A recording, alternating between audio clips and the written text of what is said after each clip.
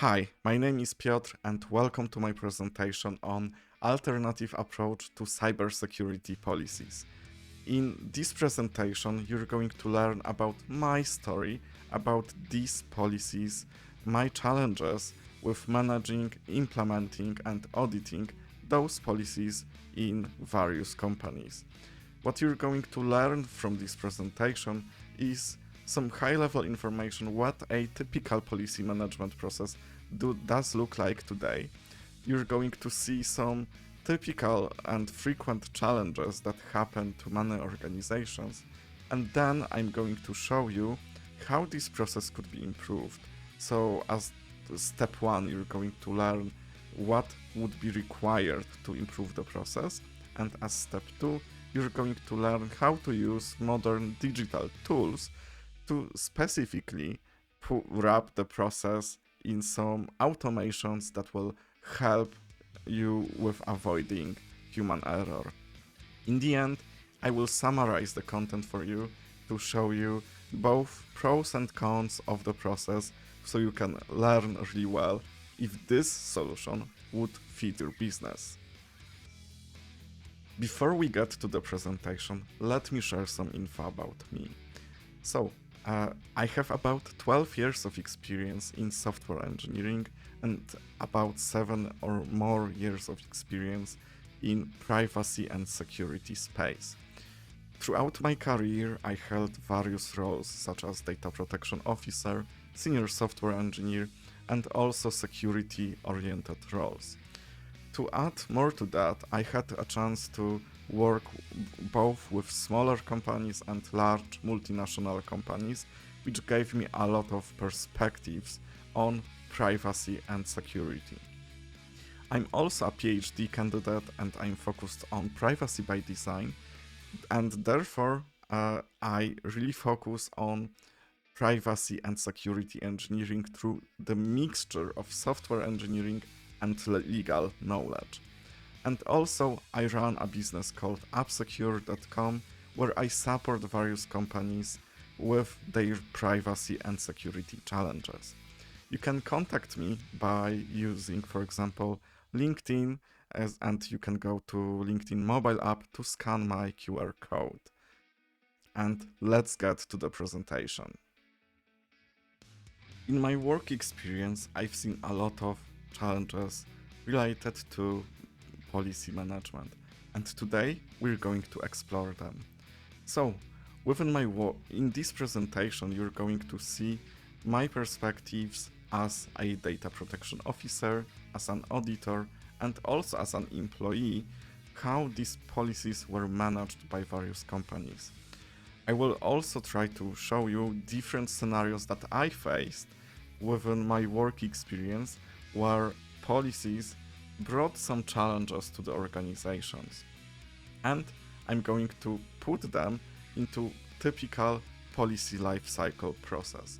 So it will start from policy drafting and update process, it will go through policy review process and approval processes, then it will focus on policy communication and distribution, and in the end I'm going to refer to policy education and monitoring, which basically kicks in the whole life cycle again.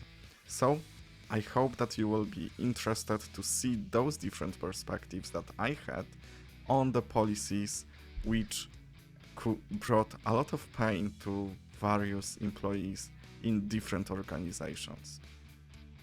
Let me share my perspective as a data protection officer. In this case, I have two typical scenarios that will apply. Either company does not have any policies at all, or a company will have some policies, but they would require major updates. Regardless of the situation, usually it will start with policy drafting or update process. In typical process, there would be a person or a group of people who would start building the policy.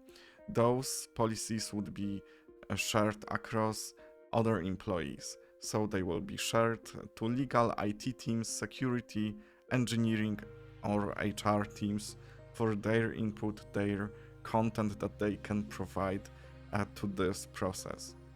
Next, those changes would be shared, for example, through email or through other medium, and this could possibly start getting chaotic, because with more people being involved, more people having the need to provide the content, there will be more challenges with agreeing on the content, and of course there will be some technical difficulties where a lot of people will not use all of the modern tooling, and they would try to use old-fashioned approach by sharing everything through email and not using, for example, version control in your Word documents. This happens frequently, and this is a challenge that I faced, and it led to a lot of time waste across various team members. And that was like typical first step. Next step, when there is some shape of a policy, it will go through a review process. So various departments would be given a policy to review, so expect that either the same departments that have been working on the policy would have to review, or possibly there will be more teams, more members that will have to review those policies. And this also takes a lot of time, requires a lot of communication. Again, that frequently happens through email, and frequently only raw Word documents are shared, and they are not under OneDrive, SharePoint, Google Drive, or other tools. So this brings additional pain and problems. So frequently what happens is that too many people get selected for review, and what does it lead to? Basically, some people are on holiday, some people are on sick leave, and then you don't get the right number of approvals. So this is where you start to fear that your policy management project would fail, would be delayed a lot, because you can't control everything and everyone. And fear basically leads to anger when you fail a lot, you don't deliver on time, when you had completely different expectations. So it would be painful for you to manage exchanging Word documents through email. It would be problematic when some people forget to use change tracking in Word, then some people would go on vacation or on a sick leave, or some people would forget to review the document and approve the document at all. And when there are some agreements, when changes are merged into one document, you probably would need to go through one final round of approvals that everyone is okay with these documents. And this could bring some anger in you, because the process has already took multiple months. Let me show you other perspective, an auditor's perspective.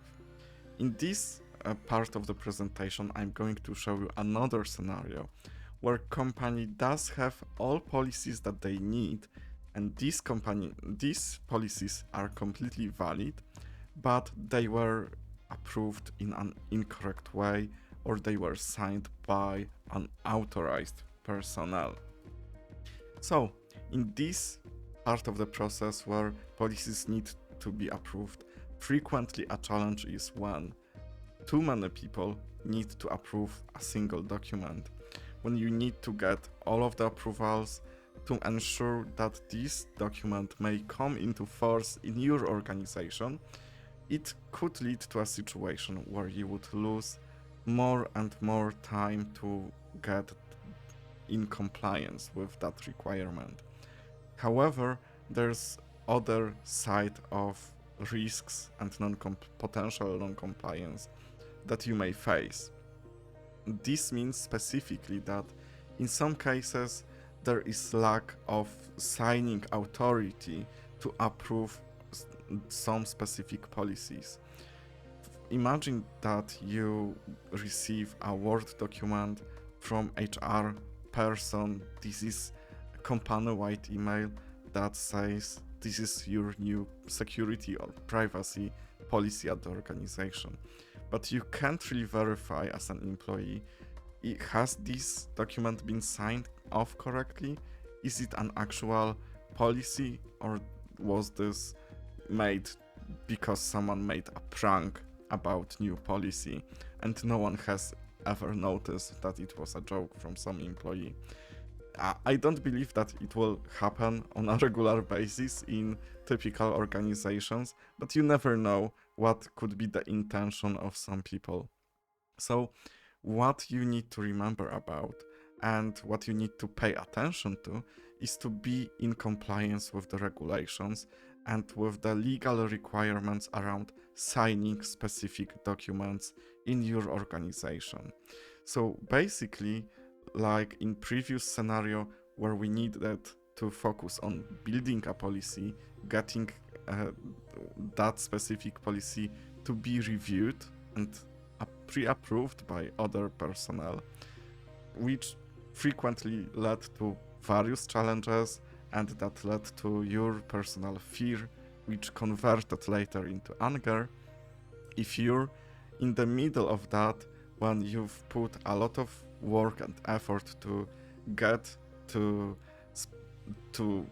publish, to sign off a policy, this could lead to some real hate when this process is not completed correctly.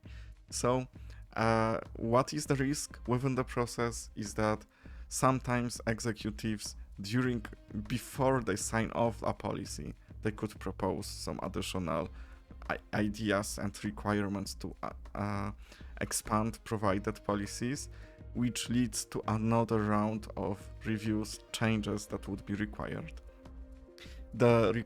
So it could take again multiple days or weeks to get executive team to sign off on specific policies, and sometimes it's highly unclear who should sign off the policies, who has the authority to sign newly created or updated policies. And that's a major challenge that should be addressed in a digital way. Let's get to the last scenario where you're going to see an employee's perspective. So sometimes company does have all policies and they are valid and they were distributed incorrectly. So what does it mean? Is in a typical process, policies should be announced to policies. So when they are valid, they are signed off, they should be announced and provided to employees so they may access them at any point in time. Employees should be also given some specific training or education on their new requirements. So frequently there are some challenges. For example, policies are not communicated at all to the organization, or when they are not distributed to any space in the organization where employees could refer to those policies. And this leads to cases where new employee would not be let know about a new policy that has been added to the whole set of requirements. So sometimes it's also problematic to find an up-to-date version of a policy, so you don't really know if this specific location is a source of truth for the policy that has been distributed or maybe not. So there are challenges in the communication and distribution of the policies. And there's another challenge that happens to all employees that affects all employees, where policies need to be monitored. This affects mainly those leadership employees where they need to provide an input, where they need to own specific policies.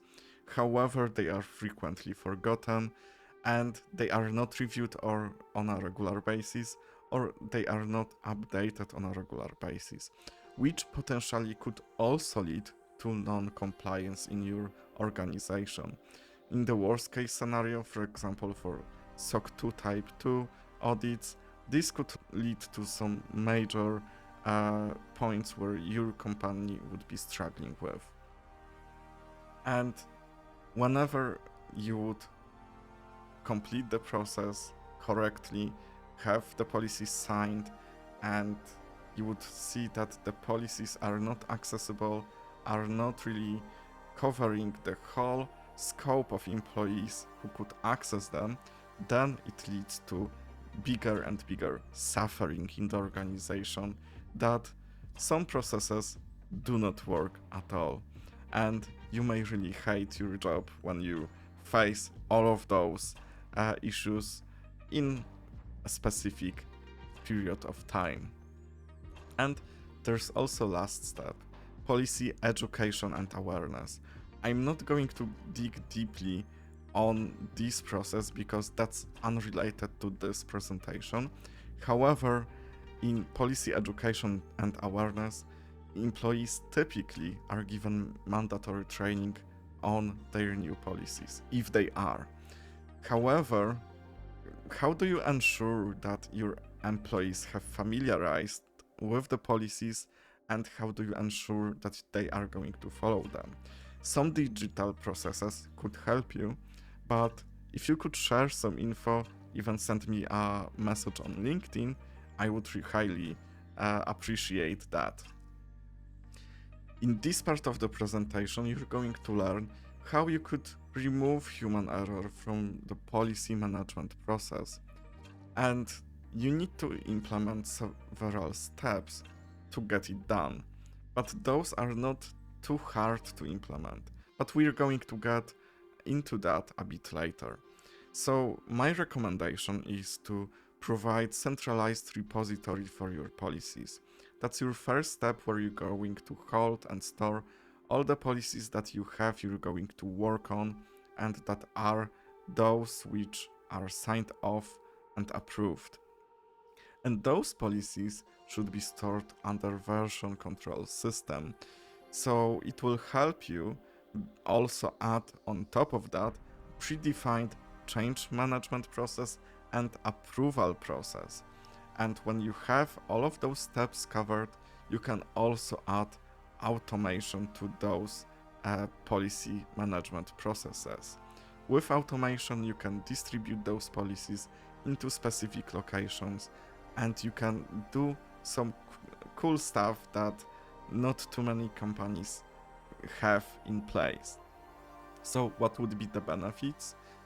With automated workflows for your end users, it will be much easier for you to contain and manage policy management process. With recurring and real-time notifications, it will be easier to really follow the monitoring requirements on your policies. As a next step, you will have version history of your policies, and also some automation around distribution of your policies will remove additional human errors that frequently happen. So my ideas that I'm going to share with you are pretty simple. So first idea is to use one version controlled code repository where you can store your policies in text or markdown formats. So you can use GitHub, Bitbucket, or any other similar solution. You can use within GitHub such a solution as code owners file, where you can define who should review the policy, who should approve the policy, and when a change needs to be merged into, let's say, stable or releasable version of a policy. And to add more to that, you can use CI/CD workflows and pipelines to perform defined activities on your policies. For example, you can use GitHub Actions or Circle CI to convert automatically policies to PDFs, publish your policies through APIs to Confluence, Notion, or other systems. You can also trigger policy distribution into Slack or email. You can also automatically show diffs of your policies to your employees so they can see what really has changed in those policies, so they don't have to reread everything again and look for changes. So with this set of automations, you're going to enforce also recurring reviews of your policies, which will be really helpful so you won't really have to be challenged. Okay, it's demo time.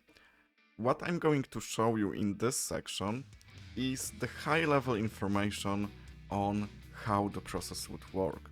So what I'm going to show you in this specific section is the structure of the repository, the code elements that are included in the repository, the way you're going to change your policies, and how you're going to distribute your policies. With this information, you will be able to understand how you can expand the idea and use the idea in your own organization.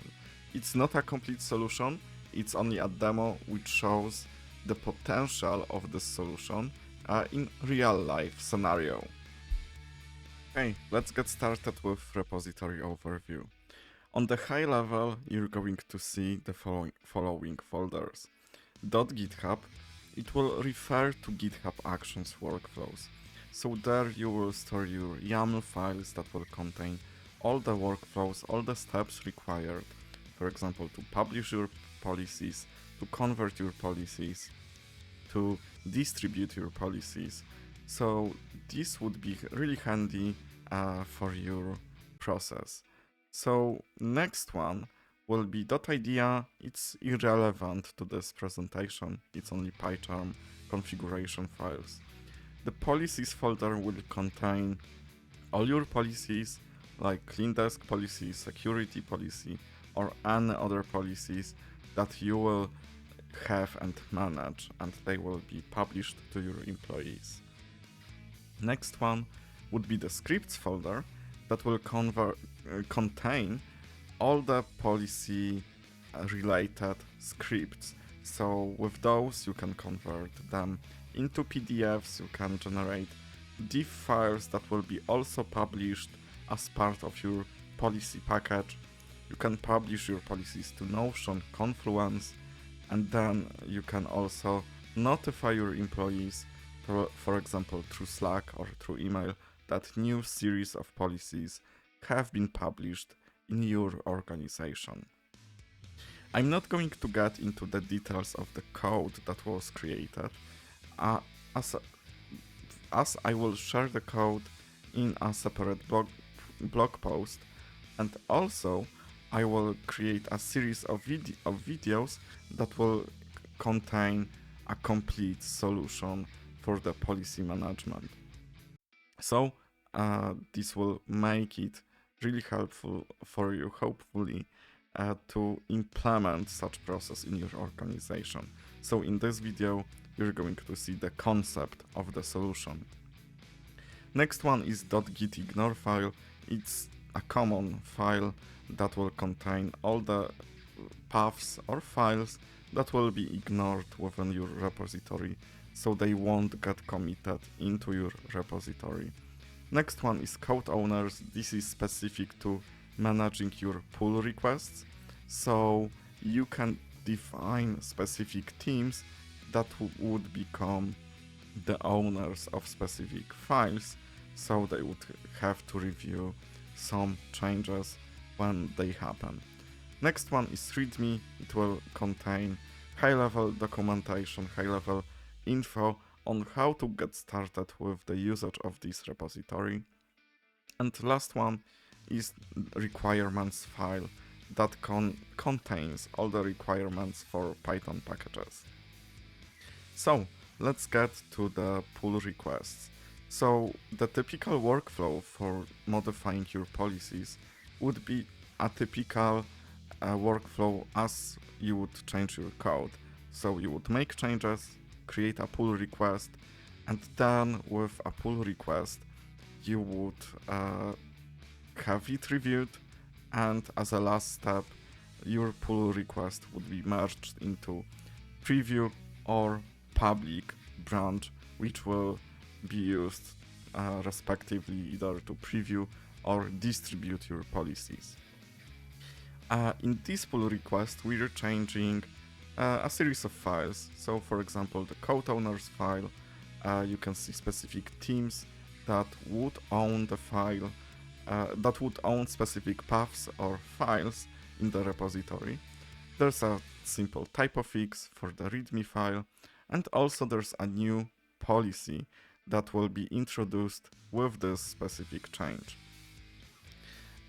Since I don't have a possibility to add more members because I'm the only member right now in this specific repository, I won't have any reviewers, so I will bypass the process and merge my changes into a master branch to show you the GitHub Actions workflow.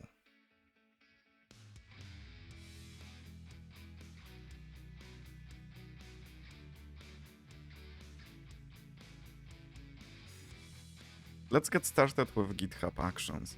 So in this space, we will have two specific actions triggered. First is to distribute policies to Notion through API. So this action is currently running, and as the name says, it should distribute all the policies, the two policies and a new policy into Notion, so your employees may always have an up-to-date version of the policies. And let's see, yes, they were distributed. You can see security policy, data protection policy, and clean desk policy.